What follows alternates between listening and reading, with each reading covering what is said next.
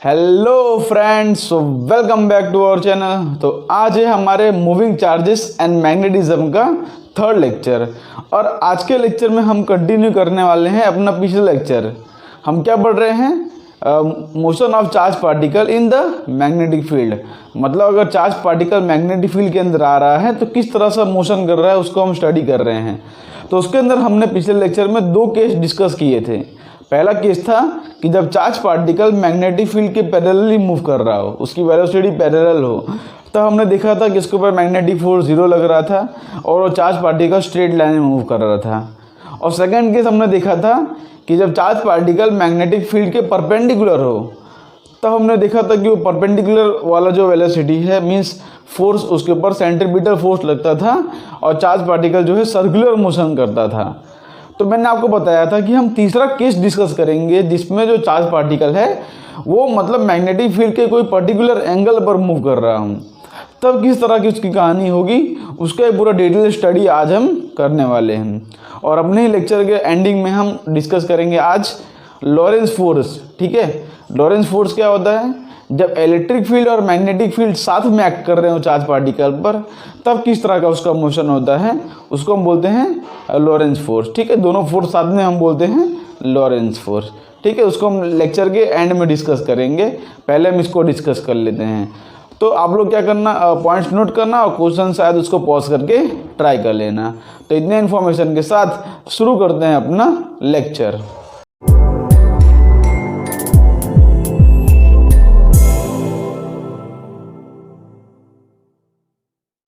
तो फ्रेंड्स शुरू करते हैं अपना टॉपिक। ठीक है, तो देखो पहले आपको थोड़ा सा जस्ट 1 मिनट का रिकैप कराता हूँ कि हमने पढ़ा था कि मान लो हमारे पास ये मैग्नेटिक फील्ड है। ठीक है, मान लेते हैं हमारे पास ये मैग्नेटिक फील्ड है और जो चार्ज पार्टिकल हमने जो केस 1 डिस्कस किया था उसके अंदर हमने क्या देखा था कि चार्ज पार्टिकल है वो मैग्नेटिक फील्ड के पैरेलली मूव कर रहा है। ठीक है, V और B दोनों पैरेलल हैं, तो V and V are parallel. तो उस केस में हमने क्या देखा था, हमारा फॉर्मूला था F का कि QVB sin थीटा।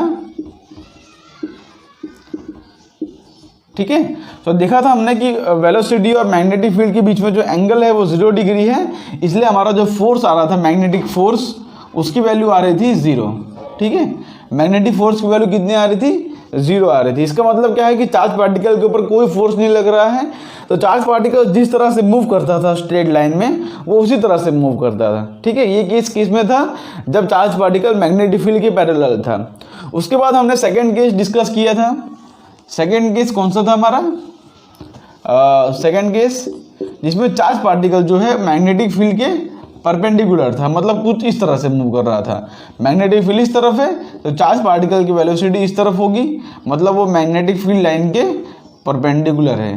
ठीक है, तो इस केस में क्या होता था, हमने देखा था देखो V से लेके हम B तक जाते थे, B इस तरफ है, V से लेके B तक जाते थे तो फोर्स इनसाइड लग रहा था, तो चार्ज पार्टिकल जो है इस तरह से कुछ सर्कुलर मोशन करता था। ठीक है, इसको इस प्लेन में ड्रॉ करो तो देखो ये प्लेन, इस प्लेन में सर्कुलर मोशन करता था। आपके सामने दिखाऊं तो इस प्लेन में सर्कुलर मोशन, देखो फोर्स किस तरफ लग रहा है? V cross B। पहले V से लेके B तक जाना है, V से लेके B तक, तो V से लेके B तक गया तो फोर्स कहाँ लग रहा है? इनसाइड। फोर्स इनसाइड लग रहा है, मतलब 3D में अज्यूम करो कि कुछ इस तरह से सर्कुलर मोशन वो कर रहा है। ठीक है, जब परपेंडिकुलर फोर्स लगता था तो इस तरह से सर्कुलर मोशन कर रहा है। अब समझो कुछ इस तरह से, जैसे कि ये देखो ये मेरा प्लेन है, तो इस प्लेन में सर्कुलर मोशन कर रहा है क्योंकि फोर्स जो है अंदर की तरफ लग रहा है ना, फोर्स अंदर की तरफ लग रहा है तो अंदर की तरफ घूमेगा वो, है कि नहीं? तो ये मेरा सर्कुलर मोशन था जिसका रेडियस हमने, टाइम पीरियड, फ्रीक्वेंसी सब कुछ हमने निकालना सीख लिया है पिछले लेक्चर में। ये हमारा था सेकेंड केस। तो आज हम डिस्कस करने वाले थर्ड केस।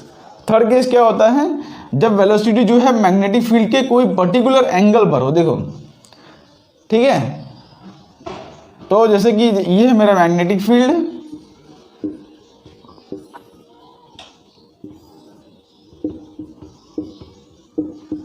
ठीक है, ये मेरा मैग्नेटिक फील्ड। अब मान लेते हैं कि जो वेलोसिटी है वो मैग्नेटिक फील्ड के पर्टिकुलर कोई एंगल पर, ये मेरा वेलोसिटी है।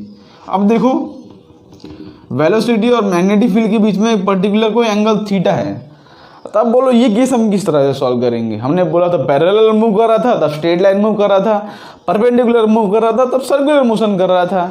लेकिन जब कोई एंगल पर आ जाए तब हम किस तरह से उसका अज्यूम करेंगे, किस तरह से फोर्स का डायरेक्शन वो निकालेंगे। तो उसके लिए देखो हमने ध्यान से एक हमने कॉन्सेप्ट सोचा। हमने सोचा कि हमारे पास पैरेलल और परपेंडिकुलर वाला आंसर तो पड़ा ही है, तो हम क्या करते हैं, ये जो वेलोसिटी है इसका दो कंपोनेंट कर लेते हैं, एक पैरेलल कंपोनेंट और एक परपेंडिकुलर कंपोनेंट। तो क्या करता हूँ, देखो ये वेलोसिटी के मैं दो कंपोनेंट करता हूँ, एक पैरेलल कंपोनेंट इस तरह से वी पैरेलल मतलब किसके पैरेलल, ये पैरेलल वर्ड किसके लिए यूज़ कर रहा हूँ मैं, पैरेलल वर्ड यूज़ कर रहा हूँ मैग्नेटिक फील्ड के परपेंडिकुलर, मैग्नेटिक फील्ड के पैरेलल। ठीक है। थर्ड केस कौन सा है, when v and B are at angle theta. ठीक है, कोई भी जनरल एंगल थीटा। तो हमने क्या किया, हमने सोचा हमारे पास पैरेलल वाला और परपेंडिकुलर आंसर तो बड़ा है, तो हम क्या करते हैं, वेलोसिटी का दो कंपोनेंट ब्रोक कर लेते हैं। एक कंपोनेंट जो कि मैग्नेटिक फील्ड के पैरेलल है और दूसरा कंपोनेंट जो कि मैग्नेटिक फील्ड के परपेंडिकुलर है। ठीक है, ऐसा एक दो कंपोनेंट ब्रेक कर लिया, एक कंपोनेंट जो मैग्नेटिक फील्ड के पैरेलल, दूसरा कंपोनेंट मैग्नेटिक फील्ड के परपेंडिकुलर। अब देखो इससे फायदा क्या होता है, हमको पैरेलल और परपेंडिकुलर दोनों वाला आंसर पता है। हमको क्या पता है कि जो वी पैरेलल होता है, v parallel to magnetic field, वो क्या करता है, चार्ज पार्टिकल को स्ट्रेट लाइन में मूव कराता है। क्योंकि जब वी पैरेलल होगा मतलब ये वाला फोर्स, मतलब इसमें वेलोसिटी जब ऐसे मूव करेगा तब चार्ज पार्टिकल के ऊपर मैग्नेटिक फील्ड नहीं लगता, तो जिस तरह से मूव करता है उसी तरह से मूव करता है। और हमको पता है कि जो वी परपेंडिकुलर वाला फोर्स है, v perpendicular to velocity magnetic field, वो मूव कराता है सर्कुलर मोशन। ठीक है, ये काम क्या कराता है, ये आगे मूव कराता है, मतलब हॉरिजॉन्टल मोशन देता है, और ये जो है सर्कुलर मोशन कराता है। लेकिन इसमें दोनों हो रहा है, दोनों साथ में हो रहा है, दोनों साथ में हो रहा है। इसका मतलब क्या होगा कि पार्टिकल सर्कुलर मोशन भी करेगा और पार्टिकल आगे भी बढ़ेगा। ठीक है, पार्टिकल क्या करेगा, सर्कुलर मोशन भी करेगा क्योंकि वी परपेंडिकुलर वाला फोर्स है इसमें, पार्टिकल आगे भी बढ़ेगा क्योंकि वी पैरेलल वाला फोर्स भी है इसके अंदर। ठीक है, तो अब इतने बात नोट करो। अब देखो आगे बढ़ते हैं हम। अब देखो सबसे पहले हम बात करते हैं वी परपेंडिकुलर वाले फोर्स का। ठीक है, अभी मैं वी पैरेलल वाले की जिक्र नहीं कर रहा हूँ, बिकॉज जो सर्कुलर मोशन करता है पार्टिकल जो सर्कुलर मोशन करेगा वो कौन से फोर्स की वजह से करेगा, वो वी परपेंडिकुलर फोर्स की वजह से करेगा ना। हमने पढ़ा था कि नहीं, यहाँ पे मैग्नेटिक फील्ड इस तरह से थी। ठीक है, हमने पढ़ा था ये हमारी मैग्नेटिक फील्ड थी, पार्टिकल समझ लो इस तरह से वी वेलोसिटी से मूव कर रहा था, तो वी क्रॉस बी हमारा इस तरह, देखो वी से लेके बी तक मूव कर रहे हैं तो फोर्स ऊपर की तरफ लग रहा है, फोर्स ऊपर की तरफ लग रहा है तो पार्टिकल इस तरह से कुछ सर्कुलर मोशन करता था कि नहीं, अगर मैग्नेटिक फील्ड पूरे एरिया में इस तरह से हो तो, है कि नहीं। और हमने रेडियस भी निकालना सीखा था।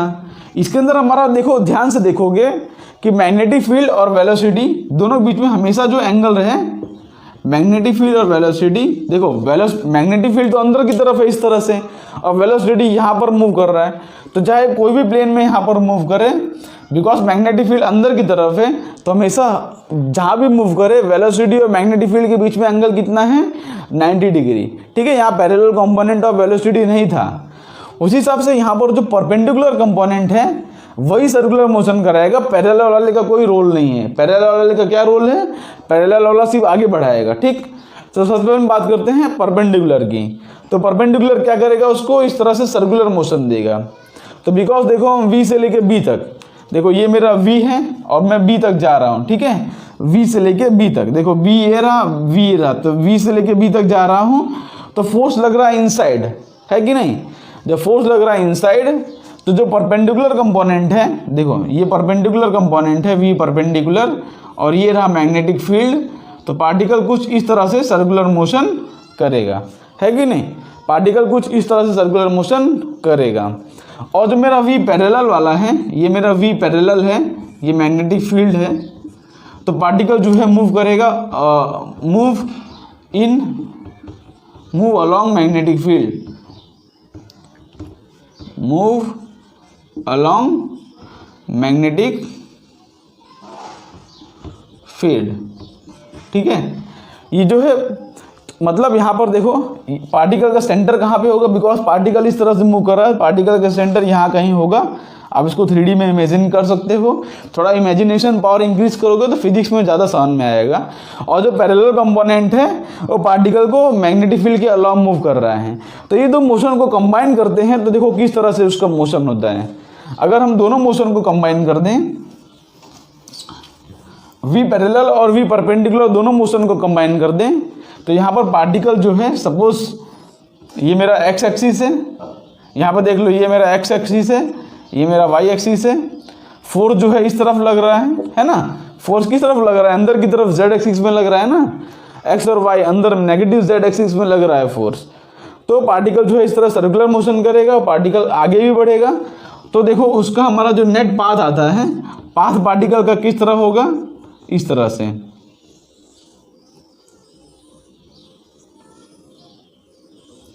ध्यान से देख रहे हो, पार्टिकल जो है सर्कुलर मोशन भी कर रहा है। ये प्लेन इमेजिन करो, ये देखो ये मेरा मैग्नेटिक फील्ड है, ये मेरा मैग्नेटिक फील्ड है और वेलोसिटी जो है पार्टिकल का इस तरफ है। तो इसका एक पैरेलल कंपोनेंट है और एक है ये परपेंडिकुलर कंपोनेंट, ठीक है। तो परपेंडिकुलर कंपोनेंट इसको सर्कुलर मोशन करा रहा है और पैरेलल कंपोनेंट इसको आगे बढ़ा रहा है। तो अगर दोनों मोशन कंबाइन कर दें, सर्कुलर मोशन भी हो रहा है और आगे भी बढ़ रहा है, तो पार्टिकल जो है कुछ इस तरह से आगे इस तरह से मूव करना शुरू कर देगा, ठीक है। और ये जो हमारा पाथ होता है ना, ये पाथ को हम कहते हैं हेलिकल पाथ। कुछ स्प्रिंग लाइक पाथ समझ लो, कुछ इस तरह से, कुछ स्प्रिंग लाइक पाथ होता है ना इस तरह से। तो इस तरह से इमेजिन करो, इस तरह से यहाँ पर ये पाथ हो रहा है, इस पाथ को हम बोलते हैं हेलिकल पाथ।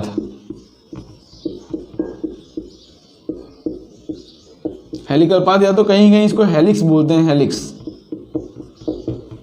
तो ये कब होता है, जब वेलोसिटी जो है कोई पर्टिकुलर एंगल पर होता है, ठीक है, मैग्नेटिक फील्ड के। तब पार्टिकल कौन सा मोशन करता है, हेलिकल मोशन करता है, मीन्स आगे भी बढ़ रहा है और सर्कुलर मोशन भी कर रहा है। अब यहाँ पर एक दो ध्यान रखने वाली बात ये है कि जो पार्टिकल का सर्कुलर मोशन है ना, पार्टिकल का सर्कुलर मोशन वो सिर्फ वेलोसिटी के परपेंडिकुलर कंपोनेंट से ही हो रहा है। वेलोसिटी का पैरेलल कंपोनेंट सर्कुलर मोशन में कोई मदद नहीं करता, वो सिर्फ आगे बढ़ाने में मदद करता है, ठीक है। जो पार्टिकल का सर्कुलर मोशन हो रहा है वो सिर्फ पार्टिकल के परपेंडिकुलर कंपोनेंट से हो रहा है। हमने पढ़ा था ना परपेंडिकुलर कंपोनेंट, वेलोसिटी परपेंडिकुलर है मैग्नेटिक फील्ड के। तो यहाँ पर जो वेलोसिटी मैग्नेटिक फील्ड के परपेंडिकुलर है उसी से सर्कुलर मोशन होगा, और जो पैरेलल है वो सिर्फ आगे बढ़ाने का काम करेगा, ठीक है। इतनी बात आप ध्यान रखना। तो इससे देखो हम क्या करते हैं अब, तो इसको यहाँ पे पाथ है, इसको आप नोट कर लो पाथ, तो हम आगे थोड़ी बहुत बात डिस्कस करते हैं। चलो इसको यहाँ पर डायग्राम इस तरह से रहने देता हूँ, इसको यहाँ से हटा देता हूँ मैं।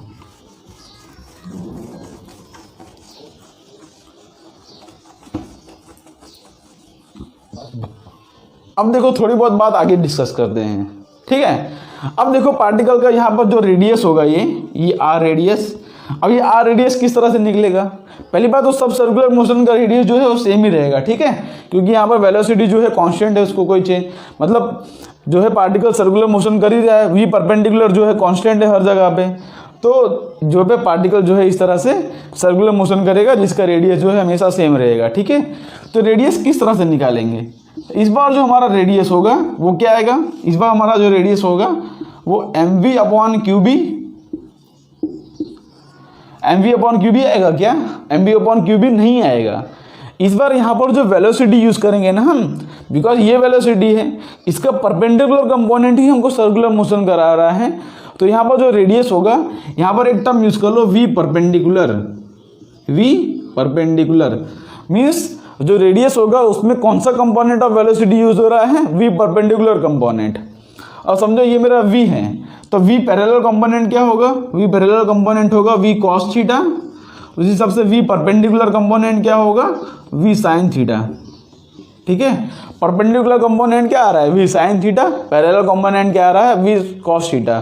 पैरेलल किसके, पैरेलल मैग्नेटिक फील्ड के, ओके। तो यहाँ पर क्या हो जाएगा, तुम्हारा रेडियस की जो वैल्यू आएगी वो आएगी m into v perpendicular component क्या है, परपेंडिकुलर कंपोनेंट है v sin थीटा।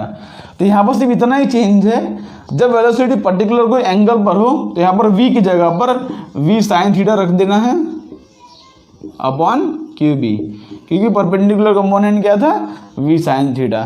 तो इस तरह से हमारा रेडियस आता है, ठीक है। और जो हमारा टाइम पीरियड आता है, टाइम पीरियड में हम कौन सा फॉर्मूला यूज करते हैं, देखो टाइम पीरियड में हम क्या करते थे कि पार्टिकल जो है सर्कुलर मोशन कितने सर्कुलर मोशन जिसका डिस्टेंस कितना है 2 पाई आर अपॉन उसकी वेलोसिटी कितनी है, बिकॉज पार्टिकल सर्कुलर मोशन कर रहा है तो उसकी वेलोसिटी कितनी होगी, उसकी वेलोसिटी होगी v परपेंडिकुलर, यही बात ध्यान रखना, ठीक है, v परपेंडिकुलर।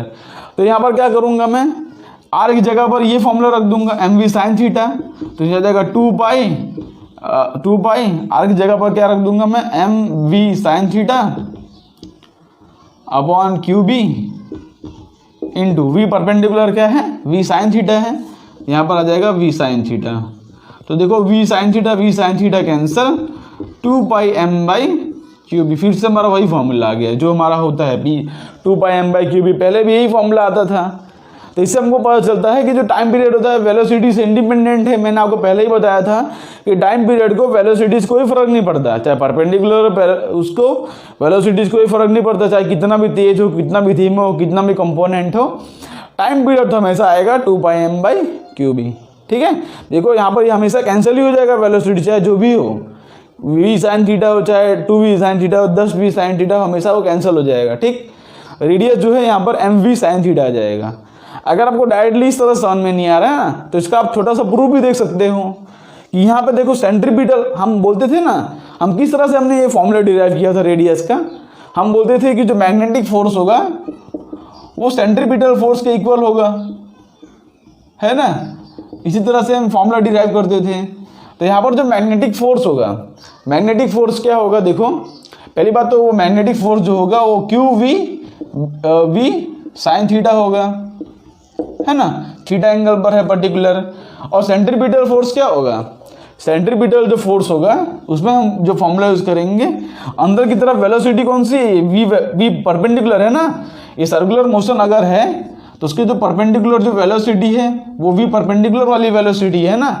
तो यहाँ पर वी परपेंडिकुलर यूज करेंगे, और वी परपेंडिकुलर क्या है, वी साइन थीटा है अपॉन क्या m v square upon r, नीचे हम रेडियस आर यूज करते थे ना इस तरह से। तो ये हमारा आ रहा था, इस तरह से हमने ये फॉर्मूला रेडियस का निकाला था। तो हमारा जो आर की वैल्यू इसके अंदर आ जाएगी, देख लेना। देखो ये वी साइन थीटा और वी साइन थीटा एक बार कैंसिल हो जाएगा, तो आ जाएगा m B sine theta upon q B. इस तरह से आप प्रूफ भी देख सकते हो, इसका भी यहाँ पे प्रूफ देख सकते हो इस तरह से। तो आप डायरेक्टली भी देख सकते हो, लेकिन ये छोटा सा प्रूफ अगर आपको नहीं समझ में आ रहा है डायरेक्टली तो ओके। तो पार्टिकल जब एंगल पर होगा तो इस तरह का रेडियस आता है, और टाइम पीरियड जो है वेलोसिटी के इंडिपेंडेंट आता है। अब देखो इसके अंदर एक और टर्म होता है, इसको आप अब नोट ही कर लो। इसके अंदर एक और टर्म होता है, वो मैं समझाता हूँ आपको, ठीक है।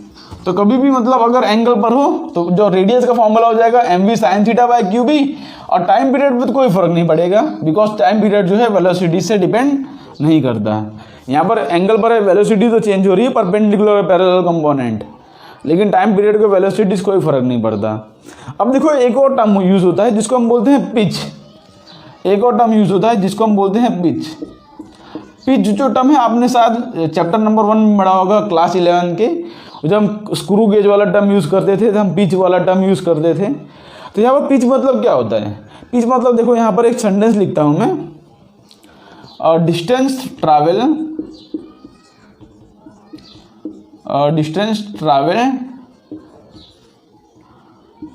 along magnetic field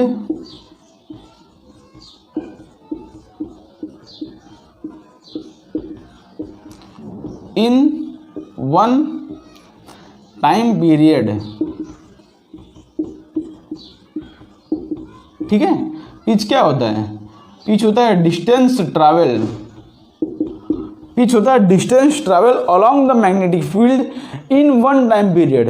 मतलब इमेजिन करो कि पार्टिकल समझ लो यहाँ से स्टार्ट कर रहा है, ठीक है, इस पॉइंट से स्टार्ट कर रहा है। चलो यहाँ पर ड्रॉ करके दिखाता हूँ। जैसे पार्टिकल ने इस टाइम से स्टार्ट किया तो पार्टिकल एक सर्कुलर मोशन पूरा कवर करने में, देखो ये देखो यहाँ पर, तो पार्टिकल ने देखो यहाँ पर एक सर्कुलर मोशन पूरा कवर कर रहा है, लेकिन पार्टिकल जो आगे बढ़ रहा है कि नहीं, पार्टिकल डायरेक्टली सर्कुलर मोशन नहीं कर रहा है, पार्टिकल जो है इस तरह से आगे बढ़ रहा है। जैसे यहाँ से स्टार्ट किया तो पार्टिकल जो है इस तरह से आगे बढ़ेगा। अब फिर से यहाँ पर इस पॉइंट पर आ गया, यहाँ से स्टार्ट किया था, एक सर्कुलर मोशन कंप्लीट करते करते पार्टिकल यहाँ पर आ गया। मतलब एक टाइम पीरियड बाद पार्टिकल कितना आगे बढ़ गया, ठीक है। Distance travel along the magnetic field, पूरा एक टाइम पीरियड में पार्टिकल कितना आगे बढ़ गया उसको हम बोलते हैं पिच। जैसे यहाँ पर पिच क्या होगा, पिच होगा यहाँ से लेके यहाँ तक का डिस्टेंस, इसको हम बोलते हैं पिच।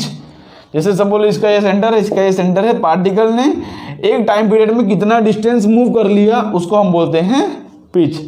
ओके, पिच क्या होता है, पार्टिकल ने एक टाइम पीरियड में कितना डिस्टेंस मूव कर लिया। जैसे यहाँ पर 2 बार सर्कुलर मोशन कंप्लीट कर लेगा तो यहाँ पर ये हो जाएगा 2 टाइम्स ऑफ टाइम पीरियड, ठीक है। ये मेरा हो गया पिच। ये जो पिच है इसकी वैल्यू कांस्टेंट रहेगी चाहे जितना सर्कुलर मोशन करे, बिकॉज वेलोसिटी जो है वो कांस्टेंट है, ठीक है।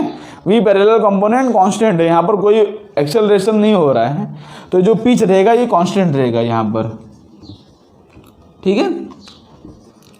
मतलब मैं आपसे पूछूंगा कि पार्टिकल 3 टाइम पीरियड बाद कितना आगे बढ़ा, तब बोलोगे वो 3 टाइम्स ऑफ पिच।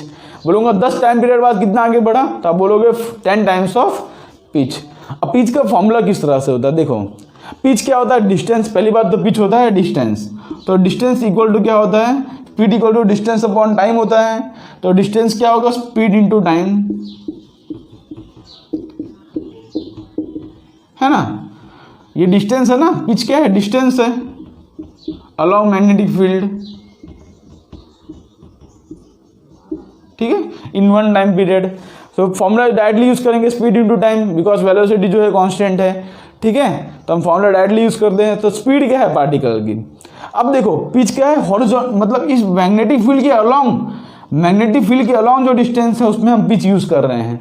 तो इस बार हम जो वेलोसिटी यूज करेंगे ना वो इसका पैरेलल कंपोनेंट यूज करेंगे ना, बिकॉज इसमें कौन सी वेलोसिटी यूज हो रही है, पार्टिकल इस तरह से जो मोशन कर रहा है, मींस पार्टिकल जो स्ट्रेट लाइन में मोशन कर रहा है उसमें पार्टिकल का कौन सा वेलोसिटी यूज हो रहा है, पार्टिकल का पैरेलल कंपोनेंट वाला वेलोसिटी यूज हो रहा है। तो यहाँ पर जो v लिखेंगे ना हम, v नहीं लिखेंगे हम, v cos थीटा लिखेंगे, या तो इस तरह पहले लिखो कि v parallel into time t, ठीक है, v parallel into time t। तो जो v पैरेलल कंपोनेंट है वो v cos थीटा का है, v cos theta into time. Time कितना है मेरे पास, टाइम तो हमको पता है एक टाइम पीरियड कितना होता है, 2πm/qb, 2πm/qb। इसको आप कर सकते हो कि mv cos theta 2πmv cos theta upon qb। वैसे फॉर्मूला याद की जरूरत नहीं है आपको, फॉर्मूला डायरेक्टली कभी नहीं पूछेंगे क्वेश्चन के अंदर आपको, इसलिए फॉर्मूला जो है याद करने की जरूरत है ही नहीं। आप कॉन्सेप्ट याद रखो कि एक टाइम पीरियड में पार्टिकल कितना डिस्टेंस मूव करता है उसको हम बोलते हैं पिच, ठीक है। इसमें जो हम वेलोसिटी यूज करेंगे वो परपेंडिकुलर डायरेक्शन में जितनी वेलोसिटी होगी उसको यूज करेंगे, ओके। और यहाँ पर टाइम पीरियड होगा 2πm/qb, इसको वेलोसिटी से कोई फर्क नहीं पड़ता। तो इतनी बात होती है, मतलब जब वेलोसिटी और मैग्नेटिक फील्ड दोनों पर्टिकुलर एंगल पर हैं। देखो एक सिंपल सा क्वेश्चन मैं आपको पूछता हूँ,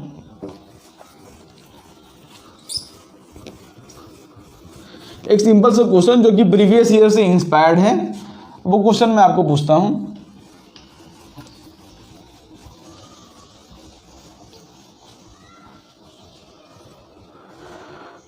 देखो मान लो हमारे पास एक रीजन है ये वाला, ये मेरे पास एक मैग्नेटिक फील्ड का रीजन है।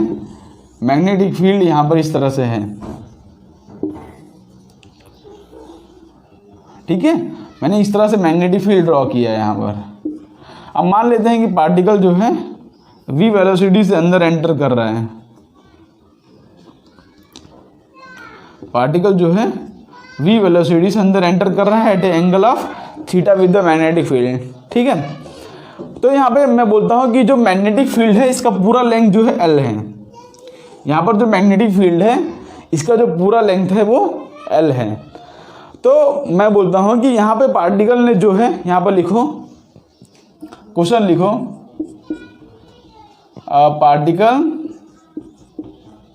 ओके चलो लिखो question, particles does 12 revolution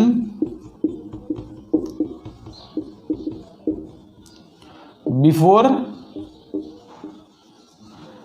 coming out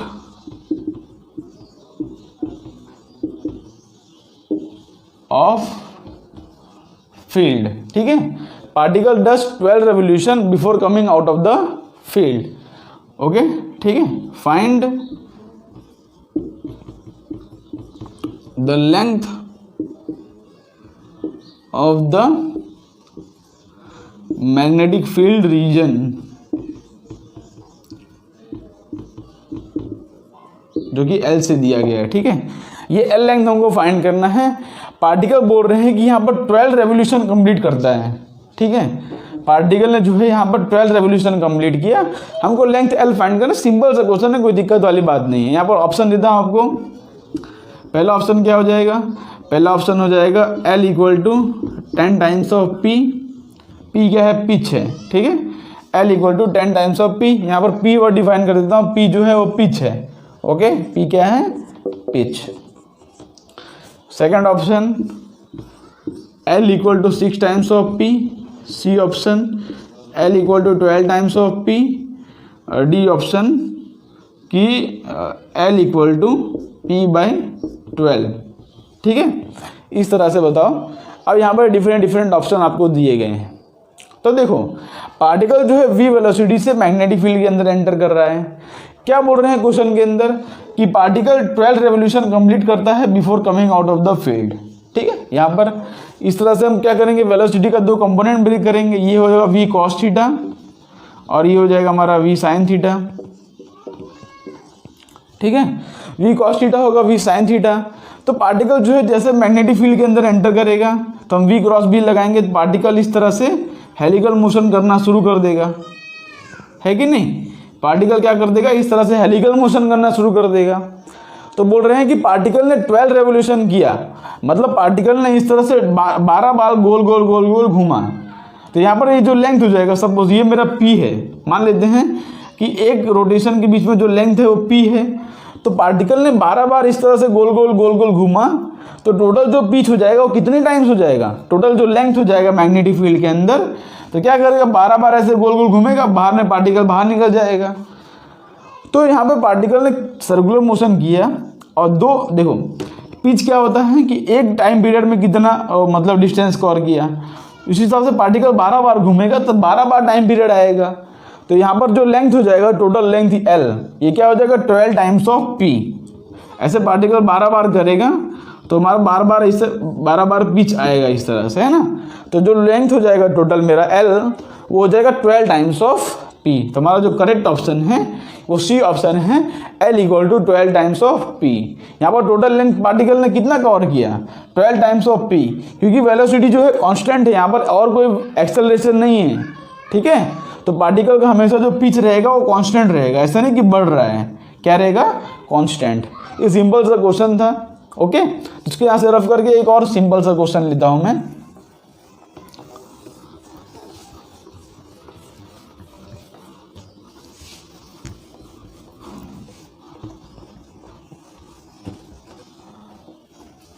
थोड़ा सिंपल सा क्वेश्चन लेते हैं, आपको कॉन्सेप्ट क्लियर हो। मान लेते हैं हमारा जो मैग्नेटिक फील्ड है वो है B0 इंटू जे कैप। ठीक है, ये मेरी मैग्नेटिक फील्ड है और पार्टिकल की जो वेलोसिटी है, वेलोसिटी पार्टिकल की है V0 आई कैप, सॉरी V1 आई कैप प्लस V2 जे कैप।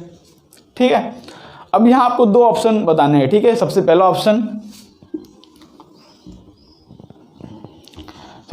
आपको बताना है क्या? रेडियस बताना है। दूसरा ऑप्शन आपको बताना है टाइम पीरियड। ठीक है, पिच बताना है, पिच। तो जो रेडियस है मैं बोलता हूँ यहाँ पर m into V1 upon QB upon pitch हो जाएगा, पिच हो जाएगा P इक्वल टू हो जाएगा m into V2 into, okay, pitch क्या होता है? Speed into time. तो यहाँ पर टाइम t लिख दो, कोई दिक्कत नहीं है। ठीक है, अभी सिंपल सा क्वेश्चन पूछ रहा हूँ, कोई आपको कॉम्प्लिकेशन नहीं दे रहा हूँ। और दूसरा रेडियस हो जाएगा m into V2 upon QB और पिच हो जाएगा V2 इंटू T। तीसरा हो जाएगा radius r equal to m into V1 upon q B, और पिच हो जाएगा वो V1 इंटू टी हो जाएगा। तीसरा रेडियस जो हो जाएगा okay V2 into T, V1 into T, okay. तो इसके बाद यहाँ पर क्या करता हूँ मैं, m into V1 upon q B, m into V2 हो गया, V1 हो गया, तो यहाँ पर V2 लिख देता हूँ, और यहाँ पर पिच जो हो जाएगा वो V1 इंटू टी हो जाएगा। ठीक है, दो ऑप्शन मैं आपको दे रहा हूँ, चार option, V2 V1 V2, okay. तो यहाँ पर देखो चार ऑप्शन आपके दिए हैं, आपको रेडियस फाइंड करना है और पिच फाइंड करना है। तो देखो यहाँ पर पार्टिकल, आप इसको पहले खुद से सॉल्व करो, इजी क्वेश्चन है, एकदम सिंपल सा क्वेश्चन है, कोई कॉम्प्लिकेशन नहीं है। ठीक है, तो यहाँ पर देखो पहली बात तो मैग्नेटिक फील्ड किस तरफ है, मैग्नेटिक फील्ड जे कैप के डायरेक्शन में है। तो मान लेता हूँ कि देखो ये पार्टिकल का, देखो ये एक्स एक्सिस है और ये वाई एक्सिस है। ठीक है, अब देखो यहाँ पर मैग्नेटिक फील्ड जो दी है वो जे कैप के डायरेक्शन में दी है, तो इस तरह से पार्टिकल की मैग्नेटिक फील्ड है। ठीक है ना, इस तरह से पार्टिकल की मैग्नेटिक फील्ड है। अब वेलोसिटी पार्टिकल की क्या है, v1 आई कैप है, मतलब इस डायरेक्शन में जो वेलोसिटी है वो v1 है, और v2 किस तरफ है, इस तरफ, ये मेरा v2 है। ठीक है, ये मेरा v2 है। अब सबसे पहला क्वेश्चन, तो रेडियस के अंदर हम क्या यूज़ करते हैं, रेडियस के अंदर यूज़ करते हैं m into v perpendicular upon q B. तो सबसे पहली बात, मैग्नेटिक फील्ड इस तरह से बी नॉट है, तो यहाँ पर सब जगह बी नॉट लिख दो, B naught B naught B naught B naught, तो मैग्नेटिक फील्ड बी नॉट है यहाँ पर। तो पहली बात तो वी परपेंडिकुलर कंपोनेंट क्या है, v1 है कि v2 है। इस बार जो मेरा परपेंडिकुलर कंपोनेंट है वो v1 है, बिकॉज देखो यहाँ पर कि मैग्नेटिक फील्ड तो ऊपर की तरफ है, उससे जो परपेंडिकुलर वेलोसिटी है वो v1 है ना, मैग्नेटिक फील्ड के परपेंडिकुलर लेंगे, ऐसा नहीं कि ये वाला हमेशा पैरेलल होता है। यहाँ पर मैग्नेटिक फील्ड ऊपर है तो ये मेरा हो जाएगा परपेंडिकुलर कंपोनेंट, और v2 जो हो जाएगा मेरा पैरेलल कंपोनेंट। तो यहाँ पर हम रेडियस में हम परपेंडिकुलर कंपोनेंट यूज़ करते हैं, तो मैं बोलूँगा m into V1 upon q B. ठीक है, नॉट। और दूसरी बात, हम पिच में कौन सा कंपोनेंट यूज़ करते हैं, हम v पैरेलल कंपोनेंट। तो v पैरेलल कंपोनेंट कौन सा है, मैग्नेटिक फील्ड के पैरेलल कौन सा है, v2 है ना, तो यहाँ पर v2 into time period t लिखेंगे। ठीक है, इस तरह से ये क्वेश्चन था। तब ऐसा हमेशा याद नहीं रख लेना है कि जो हॉरिजॉन्टल होगा वही पैरेलल होगा, ऐसा बात नहीं है। यहाँ पर देखना है कि मैग्नेटिक फील्ड किस डायरेक्शन में है, उसी हिसाब से चेक करना है कौन सा पैरेलल है कौन सा परपेंडिकुलर है। इसी तरह के क्वेश्चंस आ सकते हैं। इसके जो सब क्वेश्चंस होंगे IIT JEE के, उसको हम रैपिड फायर वाला लेक्चर होगा ना, उसके अंदर हम पूरा टोटली लेंगे। ठीक है, अभी तो मैं छोटा छोटा बेसिक्स आपको करा रहा हूँ कि बेसिक्स आपसे क्लियर होने चाहिए।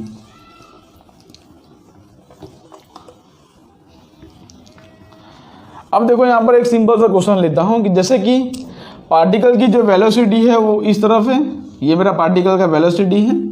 ओके, अच्छा यहाँ पर लिख देता हूँ, पार्टिकल की वेलोसिटी है v1 आई कैप प्लस v2 जे कैप, और यहाँ पर पार्टिकल की जो मैग्नेटिक फील्ड ले रहा हूँ वो मैं ले रहा हूँ b0 इंटू के कैप।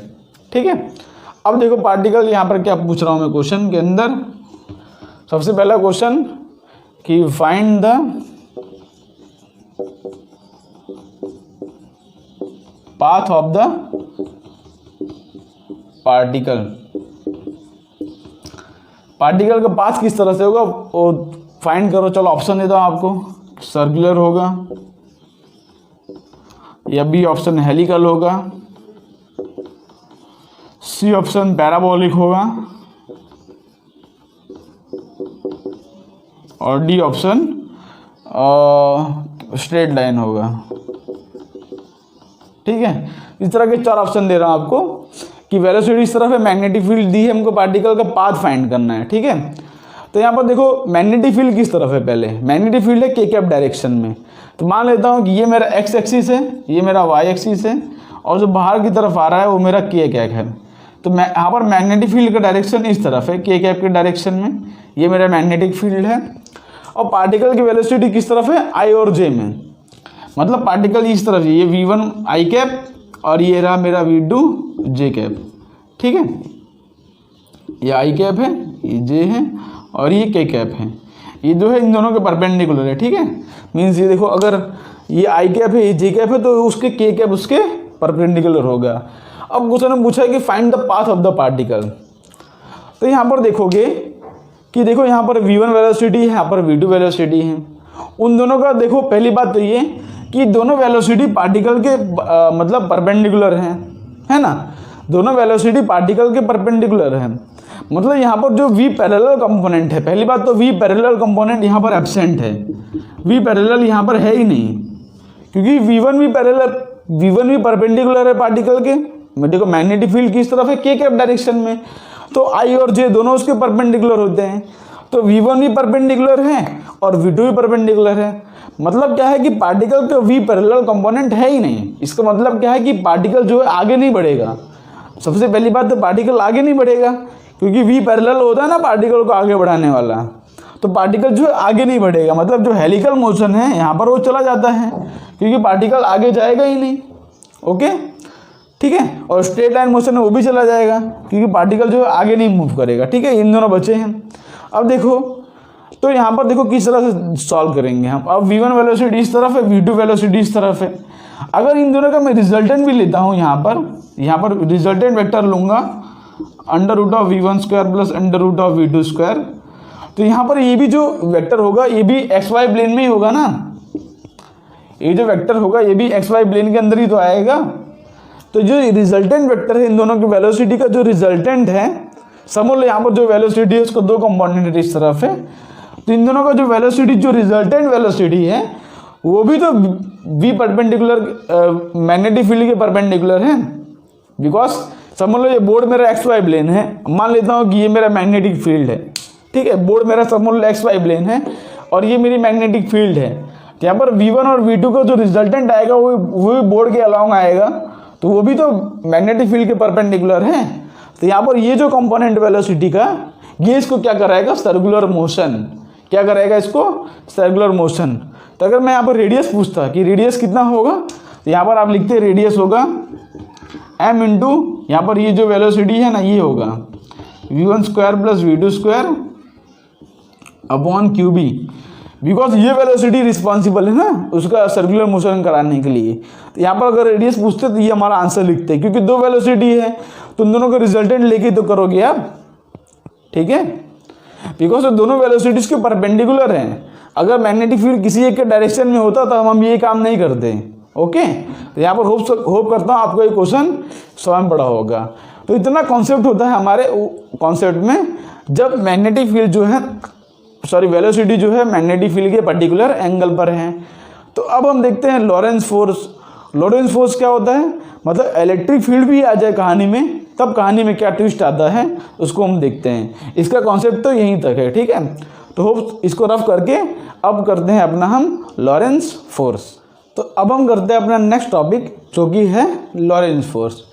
तो लॉरेंस फोर्स कोई ऐसा कोई टेक्निकल टर्म नहीं है, आपको उसको देख के डरना नहीं है। तो पहली बात तो हम लॉरेंस फोर्स समझने से पहले मैंने आपको बताया कि इलेक्ट्रिक फील्ड और मैग्नेटिक फील्ड दोनों साथ में आते हैं, ठीक है। उसको समझने से पहले हम एक बार इलेक्ट्रिक फोर्स और मैग्नेटिक फोर्स दोनों का हम डिफरेंस समझ लेते हैं, ठीक है। तो यहाँ पर एक लिखता हूँ मैं electric force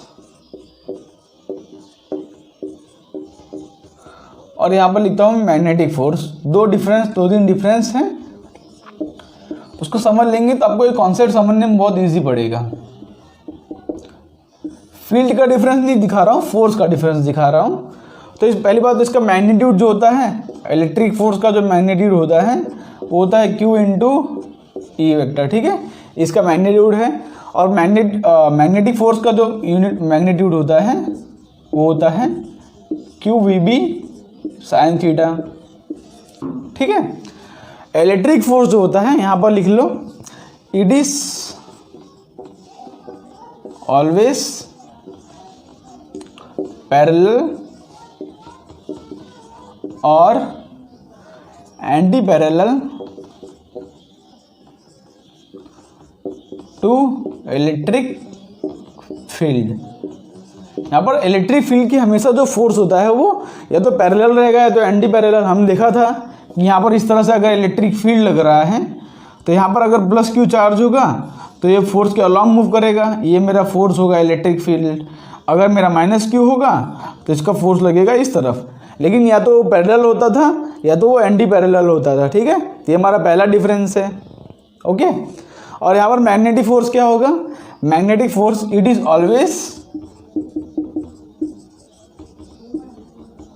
perpendicular to magnetic field.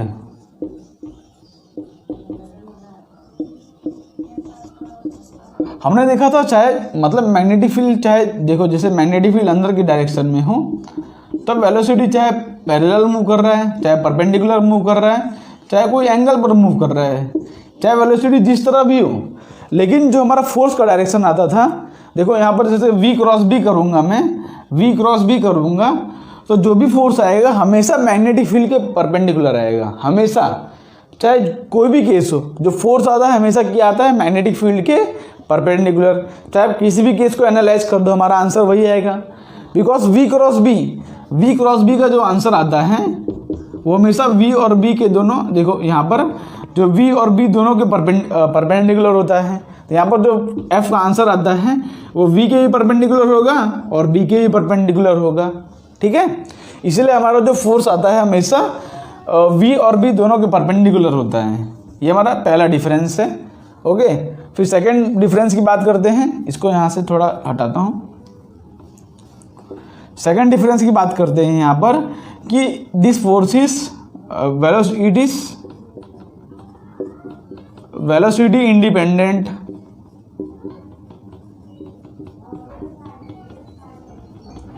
ठीक है, मतलब इस फोर्स को वेलोसिटी से कोई फर्क नहीं पड़ता।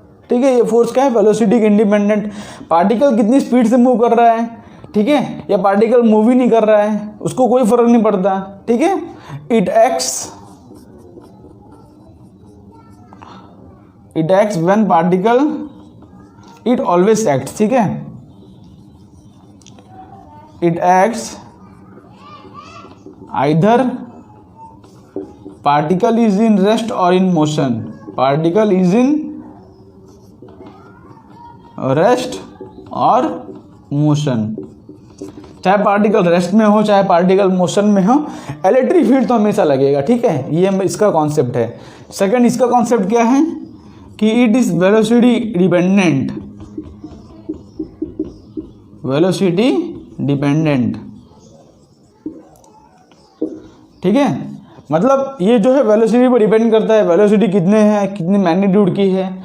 जितना ज़्यादा वेलोसिटी होगा उतना ज़्यादा फोर्स लगेगा, बिकॉज फोर्स का फॉर्मूला क्या है? Q v B sine theta. तो जितनी ज़्यादा वेलोसिटी होगी उतना ज़्यादा फोर्स लगेगा, है कि नहीं? इसलिए जो है वेलोसिटी पर डिपेंड करता है मैग्नेटिक फोर्स।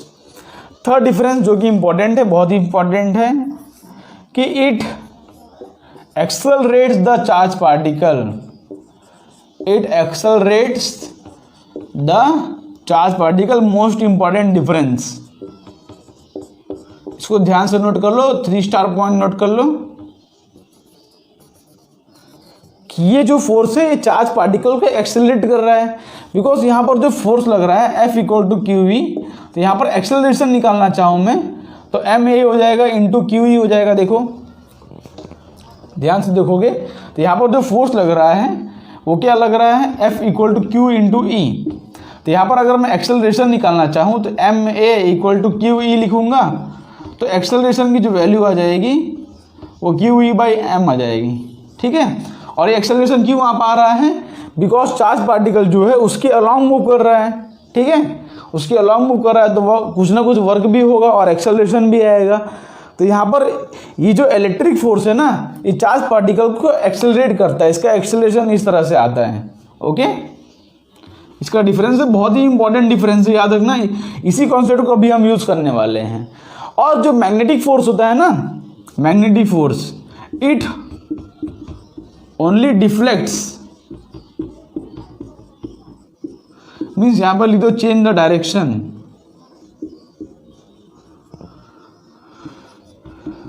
ब्रैकेट में लिख दो change the direction. It only deflects the charge particle.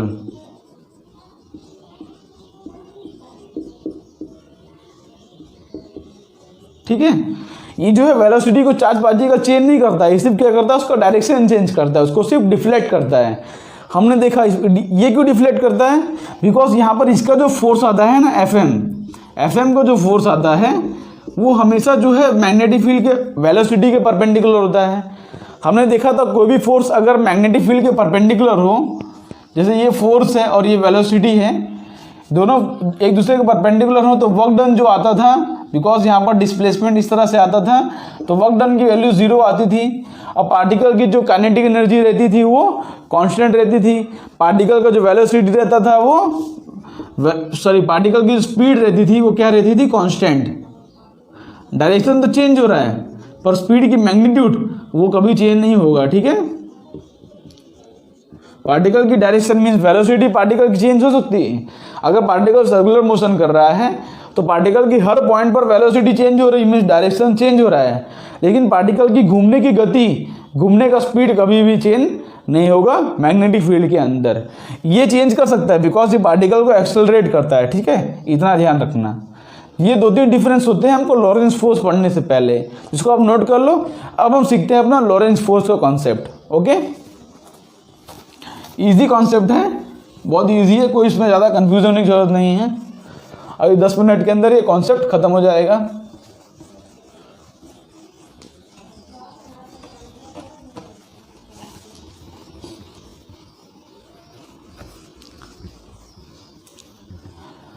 देखो यहाँ पर सबसे पहले अगर इलेक्ट्रिक फील्ड हो तो यहाँ पर देखो ये इलेक्ट्रिक फील्ड है, तो चार्ज पार्टिकल है, तो इस पर जो फोर्स लगेगा वो होगा QE।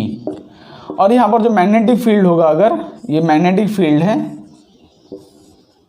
तो यहाँ पर जो फोर्स लगेगा पार्टिकल उसको परपेंडिकुलर होगा। पर पहली बात तो परपेंडिकुलर फोर्स लगेगा, ठीक है, मैग्नेटिक फील्ड के परपेंडिकुलर फोर्स लगेगा। जैसे पार्टिकल की समझ लो वेलोसिटी इस तरफ है और मैग्नेटिक फील्ड इनसाइड है। देखो समझ लो मैग्नेटिक फील्ड पार्टिकल का इनसाइड है, पार्टिकल की वेलोसिटी इस तरफ है v, तो v क्रॉस b करता हूँ, b क्रॉस b, तो फोर्स जो लग रहा है पार्टिकल का वो इस तरह से लग रहा है।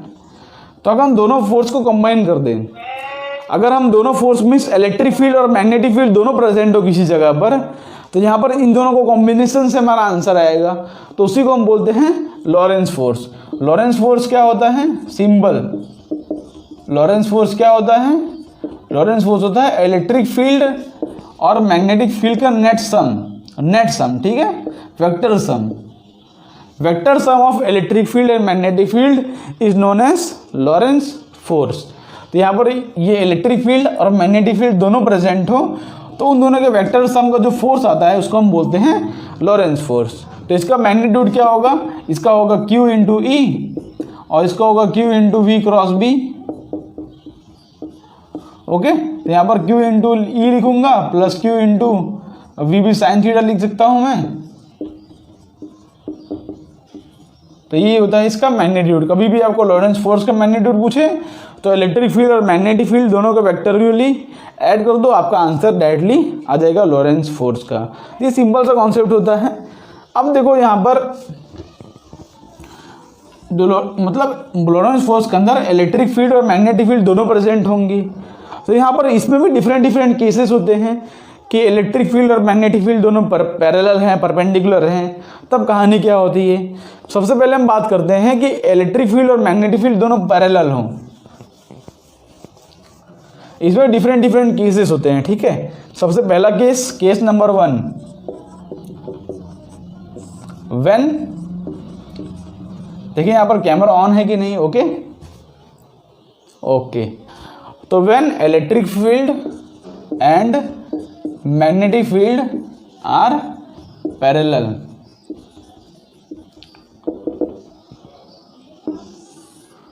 Means E and B, E is parallel to B। मतलब यहाँ पर सपोज इस तरह से मैग्नेटिक फील्ड है और यहाँ पर इस तरह से इलेक्ट्रिक फील्ड भी है, ठीक है। अब इसके अंदर सब केस क्या बन सकता है, देखो इलेक्ट्रिक फील्ड और मैग्नेटिक फील्ड दोनों पैरेलल हैं।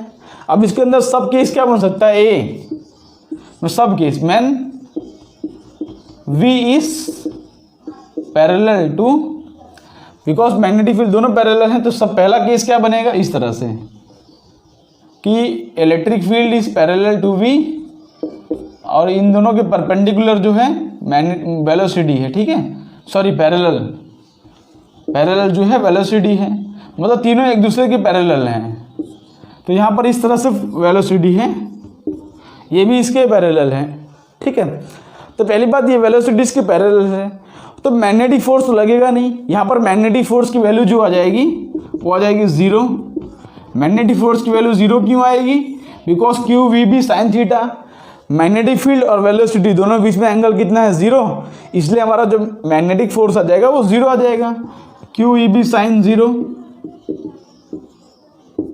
ठीक है, as theta equal to 0 degree, ठीक है, ये मेरा आ रहा है। और इलेक्ट्रिक फोर्स क्या आ जाएगा? क्यू इंटू ई, ठीक है, बिकॉज जो है ये इसके पैरेलल है, तो इलेक्ट्रिक फोर्स क्या आ जाएगा? यहाँ पर जो एफ इलेक्ट्रिक आ जाएगा वो आ जाएगा क्यू इंटू ई, ठीक है। मतलब पार्टिकल जो है इस तरह से मूव करेगा इसी स्पीड से, पार्टिकल जो वेलोसिटी इस तरफ है तो पार्टिकल इसी डायरेक्शन में एक्सेलरेट करेगा, accelerate and move along straight line, move along straight line. Particle जो है इसकी वेलोसिटी कांस्टेंट नहीं रहेगी, ठीक है, ये बात ध्यान रखना। पार्टिकल का कुछ ना कुछ एक्सेलरेशन भी रहेगा, तो एक्सेलरेशन क्या रहेगा पार्टिकल का? क्यू ई बाई एम, ये इसका एक्सेलरेशन रहेगा, ठीक है। लेकिन पार्टिकल तो स्ट्रेट लाइन में मूव करेगा, बिकॉज मैग्नेटिक फील्ड उसकी वैल्यू 0 आ रही है ना, क्योंकि कोई इसको घुमाने वाला है ही नहीं, मैग्नेटिक फील्ड घुमाने काम करता है, तो उसकी वैल्यू 0 आ रही है, तो पार्टिकल जो है स्ट्रेट लाइन में ही मूव करेगा, ठीक है। तो यहाँ पर क्या आ गया? Acceleration and particle is moving along the straight line. ये हमारा पहला केस है इसके अंदर। अब इसके अंदर सेकंड केस क्या बनता है? सबसे पहली बात सेकंड केस, ठीक है, अगर ये रेस्ट पर होता तो भी मतलब मैग्नेटिक फील्ड 0 आता और इलेक्ट्रिक फील्ड्स का वैल्यू वही आती है, ठीक है। तो यहाँ पर ये बात आप नोट कर सकते हो। तो इसके अंदर सेकंड केस क्या बनेगा कि इलेक्ट्रिक फील्ड और मैग्नेटिक फील्ड दोनों पैरेलल तो हैं, लेकिन वेलोसिटी जो है उसके परपेंडिकुलर हो जाए, वेलोसिटी जो है उसके परपेंडिकुलर हो जाए तो क्या कहानी होगी हम देखते हैं, ठीक है।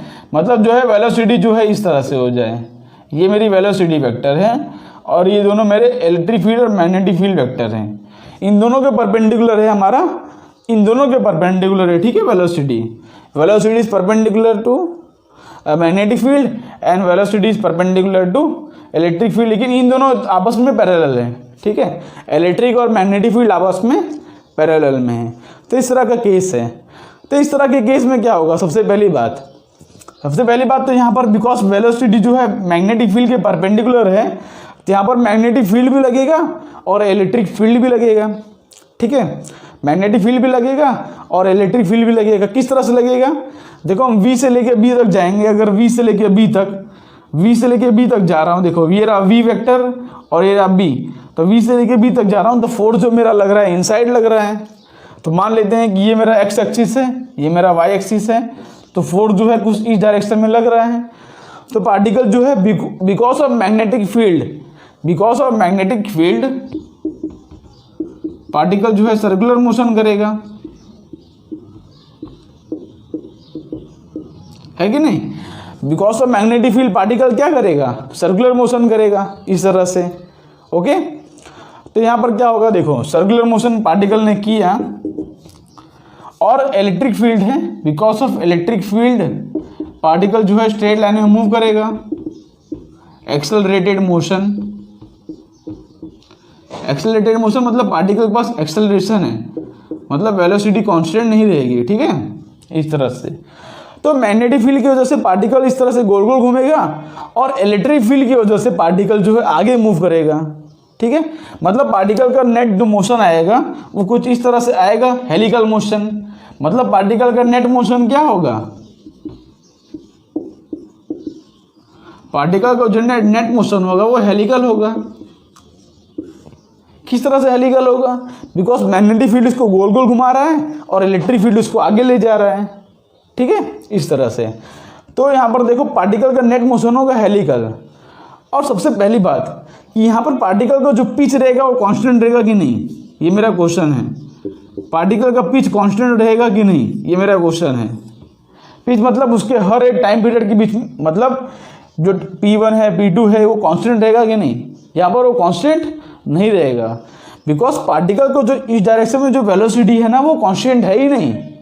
पार्टिकल की इस डायरेक्शन में जो वेलोसिटी है वो कांस्टेंट नहीं है। उसका भी रीज़न है, देखो बिकॉज यहाँ पर इलेक्ट्रिक फील्ड लग रहा है तो हमेशा पार्टिकल के ऊपर फोर्स लगा रहा है, मतलब पार्टिकल को एक्सेलरेशन दे रहा है, तो पार्टिकल की वेलोसिटी कांस्टेंट नहीं रहेगी। इसका मतलब यहाँ पर उसका नेट जो फिगर आएगा ना वो कुछ इस तरह से आएगा। पहले पिच इस तरह से रहेगा, फिर इस तरह से रहेगा, फिर और बड़ा हो जाएगा, फिर और बड़ा हो जाएगा। ठीक है, मतलब ये मेरा P1 है, ये मेरा P2 है, ये मेरा P3 है। बिकॉज इलेक्ट्रिक फील्ड इस डायरेक्शन में लग रहा है तो हमेशा फोर्स लगा रहा है, मतलब वेलोसिटी इंक्रीज हो रही है ना। तो यहाँ पर जो पिच की वैल्यू है, मतलब दो सर्कुलर मोशन कंप्लीट करने के बीच में जो टाइम लग रहा है वो, मतलब टाइम पीरियड जो लग रहा है वो हमेशा जो है, बिकॉज देखो टाइम पीरियड की फॉर्मूला क्या आता था, देखो पिच का फॉर्मूला क्या आता था, v parallel into time t। तो अगर ये वेलोसिटी इंक्रीज करती रहेगी तो पिच इंक्रीज करेगा नहीं, अगर वेलोसिटी इंक्रीज करेगी तो पिच इंक्रीज करेगा ना। तो इस तरह से उसका नेट फिगर आता है। मतलब पार्टिकल का अगर हम लिखें तो यहाँ से लिखो इस तरह से कुछ क्वेश्चन कि वेरिएबल, देखो यहाँ पर लिखो कि पार्टिकल का मोशन किस तरह से होगा, helical motion, helical path with variable pitch, helical path with variable pitch. ये पार्टिकल का नेट मोशन होगा, नेट मोशन हेलिकल पाथ है लेकिन पार्टिकल का जो पिच है वो वेरिएबल है।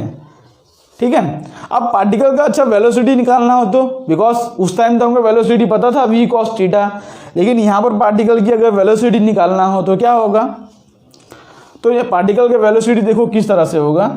तो यहाँ से इसको हटा दूं मैं, ओके ठीक है। तो पहली बात तो पार्टिकल के ऊपर एक्सेलरेशन कितना लग रहा है, एक्सेलरेशन लग रहा है q into E by m. तो पार्टिकल का वेलोसिटी किस तरह से निकालेंगे, ये एक्सेलरेशन देखो कांस्टेंट है लेकिन एक्सेलरेशन लग रहा है, तो वेलोसिटी का फॉर्मूला निकालेंगे v equal to u plus a t. इस फॉर्मूला से हम पार्टिकल की वेलोसिटी निकाल सकते हैं। ठीक है, मान लेते हैं कि पार्टिकल को देखो, पहली बात तो ये x एक्सिस है, ये y एक्सिस है, हम x एक्सिस के अलॉन्ग देख रहे हैं। ठीक है, हम किसके अलॉन्ग देख रहे हैं, x एक्सिस के अलॉन्ग। ठीक है, vx ux acceleration in x direction into time t। तो पहली बात इनिशियली देखो पार्टिकल का x डायरेक्शन में कोई भी वेलोसिटी नहीं है, पार्टिकल का x डायरेक्शन में कोई वेलोसिटी नहीं है, तो यहाँ पर ये जो वैल्यू है ये 0 हो जाएगी। तो वेलोसिटी इन x डायरेक्शन कितना हो जाएगा, पार्टिकल का हो जाएगा a into acceleration into time. Acceleration कितना है q e बाई एम, और टाइम पीरियड कितना होता है 2 pi m by q B. तो ये पार्टिकल की वेलोसिटी हो जाएगी। वेलोसिटी इस तरह से निकाल सकते हो आप। अच्छा पिच बोल रहे हैं तो पिच किस तरह से निकालोगे आप, पिच का फॉर्मूला यूज करो s equal to u t plus half a t square. तो उस फॉर्मूले से आप पिच भी निकाल सकते हो। देखो इस फॉर्मूले से आपने क्या निकाल लिया, वेलोसिटी। अब अगर पिच का फॉर्मूला पूछें तो P1 की वैल्यू सबसे पहले देखो कहाँ करता हूँ, चलो यहाँ पे कर देता हूँ मैं, चलो यहाँ पे कर देता हूँ, हटा देता हूँ इसको मैं। तो अगर आपको पूछ लें कि P1 पिच की वैल्यू कितनी होगी, बिकॉज सब अलग अलग होगा, तो P1 का पूछेंगे तो यहाँ पर हम लिखेंगे, यहाँ पर जो वेलोसिटी थी स्टार्टिंग में जो वेलोसिटी थी वो u इक्वल टू 0 थी, u इक्वल टू 0 थी। अब मतलब और बाद में जो वेलोसिटी आ रही है यहाँ पर कंप्लीट करते करते एक टाइम पीरियड के बाद वो इतनी आ रही है। तो यहाँ पर पिच निकालेंगे s इक्वल टू, यहाँ पे देखो s इक्वल टू लिखूंगा मैं you t plus half a t square. तो s जो है मेरा p है P1 इक्वल टू u क्या इनिशियली तो पार्टिकल की वेलोसिटी 0 थी ना, ये सब मैं क्या बोलते हैं उसको काइनेमेटिक्स का कॉन्सेप्ट यूज कर रहा हूँ। इनिशियली पार्टिकल की वेलोसिटी 0 है तो ये टर्म 0 हो जाएगा। तो हाफ ऑफ एक्सेलरेशन कितना है पार्टिकल का q E by m into time कितना है पार्टिकल का 2 pi m by q B का होल स्क्वायर। ठीक है, इस तरह से पार्टिकल का, तो ये पार्टिकल का पिच 1 है P1, इसको आप कैलकुलेट भी कर सकते हो। अच्छा अगर P2 पूछा तो क्या करोगे, P2 पूछा तो क्या करोगे, तो आप निकाल लो कि यहाँ से लेके यहाँ तक पार्टिकल की वेलोसिटी कितनी होगी। तो हमने निकाला पार्टिकल की वेलोसिटी ये है। ठीक है, ये टाइम में इंक्रीज कर रही है। यहाँ तक पार्टिकल की वेलोसिटी ये है, अगर मैं यहाँ की वेलोसिटी निकालूंगा तो कुछ और अलग आएगी। तो पार्टिकल की अब वेलोसिटी कितनी हो गई, इस पॉइंट पर आते आते पार्टिकल की वेलोसिटी कितनी हो गई है, एक टाइम पीरियड के बाद ये वेलोसिटी हो गई है। तो P2 फॉर्मूला यूज करेंगे हम फिर से, ut plus half AT square, ठीक है, इस तरह के कॉन्सेप्ट। तो u, अब पार्टिकल की वेलोसिटी क्या है, इनिशियल वेलोसिटी इस पॉइंट पर जो वेलोसिटी है वो vx जो है, ये मान लो ये v1 है, पार्टिकल की वेलोसिटी इस टाइम पर जो है वो v1 है। तो v1 की वैल्यू क्या आ गई, यहाँ पर लिखो जो भी वैल्यू है वो v1 इंटू टी क्या होता है 2πm/qb प्लस हाफ। एक्सेलरेशन तो कांस्टेंट है q/m, और टाइम पीरियड फिर से 2πm/qb का होल स्क्वायर। और यहाँ पर जो v1 है उसकी वैल्यू यहाँ से पुट कर दो, q/m इंटू 2πm/qb, है ना, सिंपल से कॉन्सेप्ट है। अगर P3 पूछा तो क्या कर लेना है, यहाँ पर पार्टिकल का 2 टाइम पीरियड के बाद निकाल लेना वेलोसिटी, है ना, पार्टिकल की वेलोसिटी निकालना है 2 टाइम पीरियड के बाद। तो यहाँ पर देखना पार्टिकल की वेलोसिटी कितनी आएगी, तो यहाँ पर v2 निकाल लेना आप, इस तरह से v2 निकाल लोगे आप पार्टिकल का a2 इंटू टी। तो एक्सेलरेशन तो कांस्टेंट ही है, मतलब एक्सेलरेशन, तो यहाँ पर हो जाएगा q/m, और टाइम की जगह रख देना 2 टाइम्स ऑफ टाइम पीरियड, है ना, एक टाइम पीरियड 2 टाइम पीरियड। तो 2 टाइम पीरियड के बाद पार्टिकल की वेलोसिटी कितनी होगी, इसकी डबल हो जाएगी, है कि नहीं। इस तरह से आप निकाल सकते हो। यहाँ पर v3 निकाल लेना, तो यहाँ पे वो P3 मिल जाएगा। तो इस तरह से आप निकाल सकते हो, कोई इसमें दिक्कत वाली बात नहीं है, ठीक है। तो होप्स आपको ये कॉन्सेप्ट समझ पड़ा होगा। तो यहाँ पर इसका तीसरा केस लेते हैं, जब कोई पर्टिकुलर एंगल पर हो, वो भी सिंपल सा केस है, इसी के जैसा है पूरा एकदम, बस खाली उसमें एक ही चेंज है, मैं आपको दिखा देता हूँ। सेम इसी तरह का मोशन आएगा, एक ही चेंज है उसके अंदर। देखो मान लो पार्टिकल की, देखो ये इलेक्ट्रिक फील्ड है और ये मैग्नेटिक फील्ड है। अब मान लेते हैं कि पार्टिकल जो है पर्टिकुलर किसी एंगल थीटा पर है, ठीक है, पार्टिकल जो है इस तरह से थीटा एंगल पर मूव कर रहा है। तो इसका भी सिंपल केस बनेगा। अच्छा, आप ध्यान से समझो, ठीक है, अगर नहीं समझ में आ रहा है तो लेक्चर को वापस रिवाइंड करके सुनो। देखो v है, तो पार्टिकल का इसके अलॉन्ग आ जाएगा v पैरेलल कंपोनेंट, और पार्टिकल का इसके परपेंडिकुलर आ जाएगा v परपेंडिकुलर कंपोनेंट, है ना। अब देखो ध्यान से सुनो, पहली बात तो यहाँ पर अब देखो पार्टिकल की जो v पैरेलल कंपोनेंट वाली वेलोसिटी आ गई है, और पार्टिकल इलेक्ट्रिक फील्ड की वजह से एक्सेलरेट भी होगा। इसका मतलब क्या है कि इस बार है ना, पार्टिकल का पास इनिशियली भी कुछ ना कुछ वेलोसिटी है, पार्टिकल के पास पहले से कुछ ना कुछ वेलोसिटी है, जो कि है v पैरेलल कंपोनेंट, जो कि है v cos थीटा, और ये जो है मेरा v sin थीटा है, ठीक है। मतलब पार्टिकल के पास पहले से कुछ ना कुछ वेलोसिटी है। एक्सेलरेशन तो अभी भी पार्टिकल का आएगा q/m because of electric field, ये इसका एक्सेलरेशन है पार्टिकल का, ठीक है। अब हमको किसी ने पूछा कि यहाँ पर वेलोसिटी निकाल के दिखाओ कि एक टाइम पीरियड बाद कितनी वेलोसिटी होगी। मतलब पार्टिकल का मोशन अभी भी कुछ इस तरह से ही होगा, पार्टिकल का मोशन इस तरह से ही होगा। किस तरह से होगा, ये मेरा P1 है, ये मेरा P2 है, ये मेरा P3, ये सब बड़ा बड़ा होता जाएगा।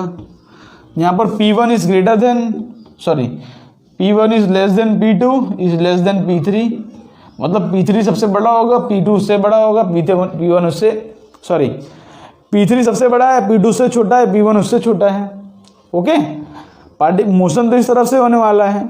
तो पार्टिकल की वेलोसिटी निकालने को बोलें तो इस बार भी आप सेम कॉन्सेप्ट यूज करोगे, ठीक है। और इस बार पर्टिकुलर कोई एंगल पर है, कोई थीटा एंगल पर है, ओके। तो यहाँ पर इसकी एक्सेलरेशन तो ये आ रहा है q/m। अब पार्टिकल की वेलोसिटी निकालने को बोलें तो पहली बात तो पार्टिकल का मोशन इसी तरह से होगा। कैसे, बिकॉज ये परपेंडिकुलर कंपोनेंट है और पैरेलल कंपोनेंट है, तो एक उसको सर्कुलर मोशन करेगा, एक उसको आगे ले जाएगा, तो नेट मोशन तो पार्टिकल का हेलिकल ही होगा।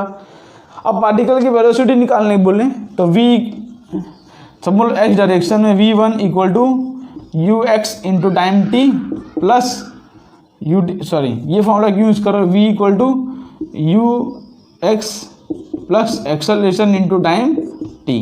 ठीक है, मैं मान रहा हूँ कि यहाँ पे उसकी वेलोसिटी कितनी है v1, यहाँ पे उसकी वेलोसिटी कितनी होगी v2। मान लेता हूँ यहाँ पे उसकी वेलोसिटी है, यहाँ पे पहले तो इसकी इनिशियली इसकी वेलोसिटी है v cos थीटा ना, सबसे पहले इसकी वेलोसिटी कितनी है v cos थीटा। तो यहाँ पर इस समय ये जीरो नहीं आएगा, पहले क्या हमने v1 में जीरो लिखा था क्योंकि इनिशियली वो रेस्ट पर था, पर यहाँ पर इनिशियली पार्टिकल के पास वेलोसिटी है v cos थीटा, तो यहाँ पर आ जाएगा v cos theta plus acceleration हो जाएगा q b by m into time कितना हो जाएगा, टाइम हो जाएगा 2 pi m by q B. ठीक है, तो इस तरह से पार्टिकल की v1 वेलोसिटी होगी इस पॉइंट पर। पिच भी निकाल सकते हो ना उसी फॉर्मूला से, आप पिच निकाल लोगे आप ut plus half AD square करके, तो यहाँ पर u की जगह रख दोगे ये, मतलब इनिशियली वेलोसिटी क्या है v cos थीटा, तो यहाँ पर रख देना v cos theta into time t। अगर आपको v2 निकालना होगा तो 2 टाइम पीरियड बाद रख देना। तो इस तरह से आप सॉल्व कर सकते हो, उसमें कोई दिक्कत वाली बात नहीं है। ठीक है, तो इसका सेकंड केस था। ये हमारे कौन से केस के थे, जब इलेक्ट्रिक फील्ड और मैग्नेटिक फील्ड दोनों आपस में पैरेलल हों। तो उसके हमने 3 सब केस देखे कि वेलोसिटी इसके पैरेलल है, वेलोसिटी इसके परपेंडिकुलर है और वेलोसिटी इसके पर्टिकुलर एंगल पर है। अब देखो इंपॉर्टेंट कॉन्सेप्ट पर आ जाते हैं, इससे भी इंपॉर्टेंट कॉन्सेप्ट। अच्छा, इसके जो क्वेश्चंस है ना, इसको हम लेने वाले रैपिड फायर वाले राउंड में, तो उसमें आप जरूर से आना, भी सिर्फ कॉन्सेप्ट समझ लो। अब इसके क्वेश्चन जो हैं अच्छे वाले क्वेश्चन रैपिड फायर वाले राउंड में, previous year question, IIT JEE advance, सारे क्वेश्चन हम करने वाले हैं। तो इस बार हम क्या करते हैं, एक ऐसा केस लेते हैं जिसमें electric field, magnetic field and velocity all 3 are mutually perpendicular. अच्छा, म्यूचुअली परपेंडिकुलर मतलब क्या होता है कि तीनों आपस में एक दूसरे के परपेंडिकुलर हों। मतलब समझ लो यहाँ पर कि मैग्नेटिक फील्ड अंदर की तरफ है, इस तरफ, ये मेरा मैग्नेटिक फील्ड है,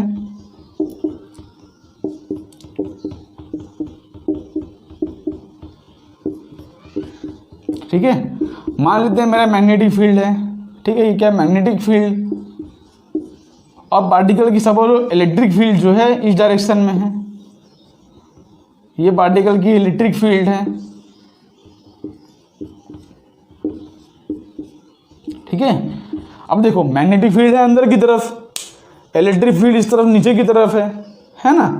अब मैं क्या करता हूँ, अब मेरे को वेलोसिटी ऐसा लेना है कि दोनों के परपेंडिकुलर आ जाए, ठीक है।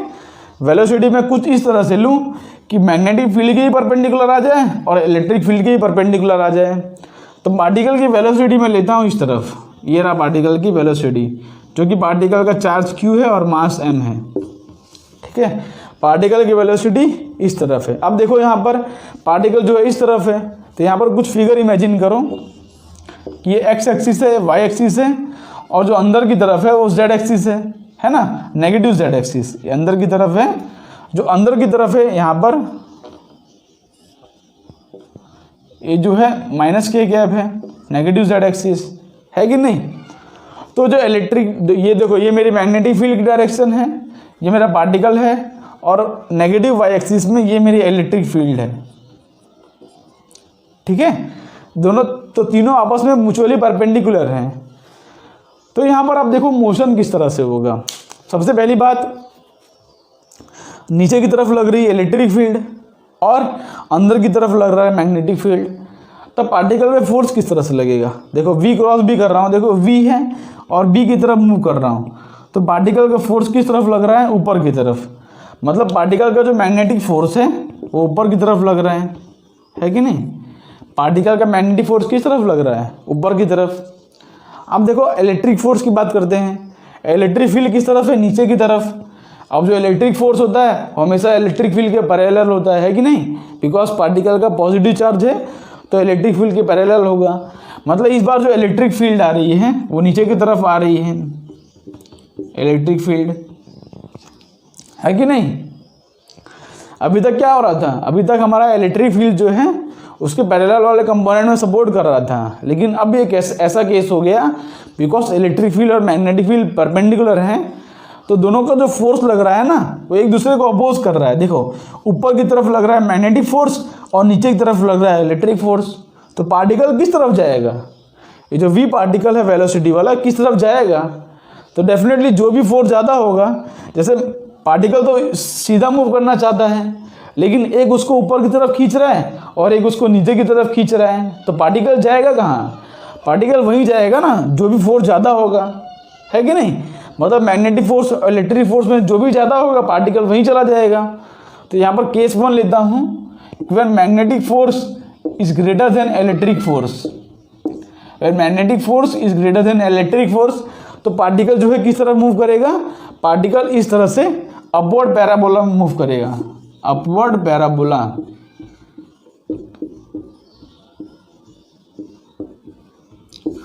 मतलब पार्टिकल जो है कुछ इस तरह से मूव कर जाएगा, ठीक है।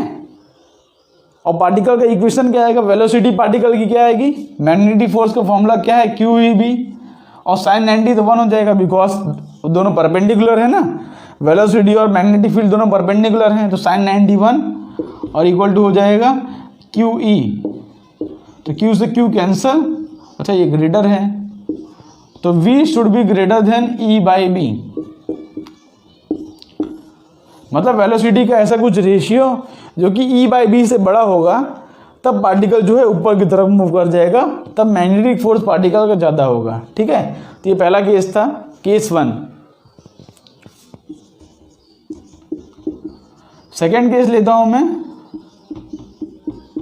कि वह magnetic force is less than electric force, ठीक है। मतलब मैग्नेटिक फोर्स जो है इलेक्ट्रिक फोर्स से कम है, तब पार्टिकल किस तरफ मूव करेगा? मतलब इलेक्ट्रिक फोर्स ज़्यादा हो गया इस बार, तो पार्टिकल जो है नीचे की तरफ मूव करेगा, है कि नहीं? पार्टिकल सीधा जाना चाहता है लेकिन इलेक्ट्रिक फोर्स को नीचे की तरफ खींच रहा है, तो पार्टिकल जो है इस तरह से कुछ डिफ्लेक्ट कर जाएगा। मतलब इस बार पार्टिकल किस तरफ मूव करेगा? इस तरह से नीचे, तो पार्टिकल का जो मोशन होगा वो डाउनवर्ड पैराबोला हो जाएगा, डाउनवर्ड पैराबोला। ओके, इस बार तो वेलोसिटी आएगी, कितनी आएगी? यहाँ पर लिखोगे QEB is less than Q into E, तो Q से Q कैंसल और V is less than E/B। तो यहाँ पर वेलोसिटी का रेशियो अगर E/B से कम है तो पार्टिकल का इलेक्ट्रिक फोर्स ज़्यादा हो जाएगा और पार्टिकल मूव करेगा डाउनवर्ड पैराबोला। और इम्पॉर्टेंट केस, ठीक है, पार्टिकल इस तरह से नीचे मूव कर जाएगा। और लास्ट में सबसे important case, when FM is equal to FE। मतलब मैग्नेटिक फोर्स, ऐसा कुछ फोर्स आ जाए जब मैग्नेटिक और इलेक्ट्रिक फोर्स दोनों बराबर हो जाए, तब क्या होगा? तब QVB इक्वल टू हो जाएगा Q इंटू E और वेलोसिटी हो जाएगा E/B के इक्वल। तो इस केस में पार्टिकल कहाँ मूव करेगा? इस केस में ये दोनों फोर्स आपस में कैंसिल हो जाएंगे, बिकॉज दोनों फोर्स इक्वल हैं, तो दोनों फोर्स आपस में इक्वल हैं। अगर सोचो आप सीधा मूव कर रहे हो, आपको कोई दोनों सेम इंसान आपको एक ऊपर खींच रहा है एक नीचे, तो आप पे नेट फोर्स कितना हो जाएगा? 0, तो आप सीधा ही मूव करोगे। मतलब पार्टिकल की जो वेलोसिटी है इस केस में, पार्टिकल की सीधी वेलोसिटी रहेगी, एकदम सीधा का सीधा, ठीक है। ये हमारा थर्ड केस होता है इंपॉर्टेंट, उसमें जो E/B का रेशियो जो है V के इक्वल आना चाहिए, V should be equal to E/B। ऐसी एक वेलोसिटी सिलेक्ट कर लो जब आपका E/B का रेशियो इलेक्ट्रिक फील्ड और मैग्नेटिक फील्ड का रेशियो वेलोसिटी के इक्वल आ जाए, तब पार्टिकल जो है सीधा मूव कर जाएगा। अच्छा, इसी कॉन्सेप्ट को हम कहते हैं वेलोसिटी सेलेक्टर। इसी कॉन्सेप्ट को हम क्या कहते हैं? Velocity selector.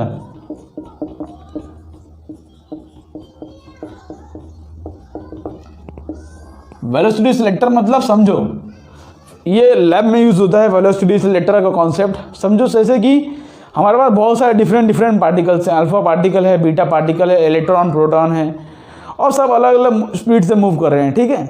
हमको कोई पर्टिकुलर पार्टिकल चाहिए, मान लो हमको चाहिए बीटा पार्टिकल, ठीक है। अब बीटा पार्टिकल जो है मतलब सब अलग अलग स्पीड से मूव कर रहे हैं, चलो बीटा पार्टिकल नहीं, चलो मान लो सब एक तरह के पार्टिकल्स है सारे और सब अलग अलग स्पीड से मूव कर रहे हैं। मान लो कि हमको कोई ऐसा पार्टिकल चाहिए जो, समझ लो एग्जाम्पल मान लो कि वो जो है चलो 10⁵ मीटर पर सेकेंड से मूव कर रहा है, एग्जाम्पल, ठीक है। हमको एक ऐसा पार्टिकल चाहिए जो, हमको ऐसे सारे पार्टिकल चाहिए जो इतने स्पीड से मूव कर रहे हैं। तो उसके लिए हम क्या करेंगे, पार्टिकल के जो रेशियो है v इक्वल टू E/b, जैसे हमको 10⁵ मीटर पर सेकेंड चाहिए तो हम क्या करेंगे, E/b का ऐसा रेशियो सेट करेंगे जो कि इक्वल आ जाए 10⁵ के, है ना। तो उससे क्या होगा, उससे वो जो जितने पार्टिकल होंगे ना वो स्ट्रेट लाइन में मूव करना शुरू कर देंगे इस तरह से। तो आप क्या करना, यहाँ पर एक कलेक्टर लगा लेना और पार्टिकल को यहाँ पे कलेक्ट कर लेना कलेक्टर में, है ना। जैसे मान लो कि हमको 1000 मीटर पर सेकेंड में मूव करने वाले पार्टिकल चाहिए, तो हम क्या करेंगे, E/b का रेशियो ऐसा सेट